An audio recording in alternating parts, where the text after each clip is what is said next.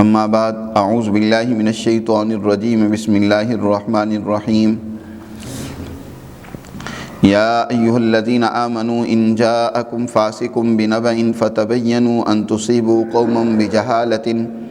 فتصبحوا علی ما فعلتم نادمین واعلموا ان فیکم رسول اللہ لو یطیعکم فی کثیر من الامر لعنتم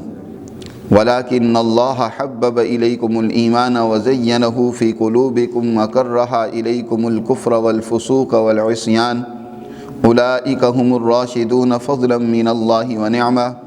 والله عليم حكيم صدق اللہ العظیم۔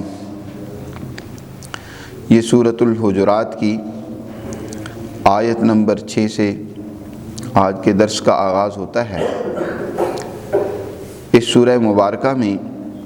اللہ سبحانہ و تعالی نے مسلم معاشرت کے اہم قوانین ضابطے ارشاد فرمائے ہیں۔ گزشتہ 5 آیات میں مسلمان جماعت کو نبی کریم صلی اللہ علیہ وسلم کی ذات گرامی کی جو عظمت و احترام ادب جو ایک مسلمان جماعت کے دل میں حضور کا ہونا چاہیے، اور اس بنیاد پر سرکار دو عالم صلی اللہ علیہ وسلم کے ساتھ جو رویہ اور بات چیت کے اندر جو انداز اختیار کرنا چاہیے، اس حوالے سے بھی رہنمائی فرمائی گئی، اور زندگی کے تمام اعمال میں حضور سرکار دو عالم صلی اللہ علیہ وسلم کے احکامات و ارشادات کو سب سے آگے رکھنے کا حکم دیا گیا ہے۔ یہاں سے مسلمان جماعت کو ایک اور اہم حکم دیا جا رہا ہے کہ جب بھی مسلم معاشرے میں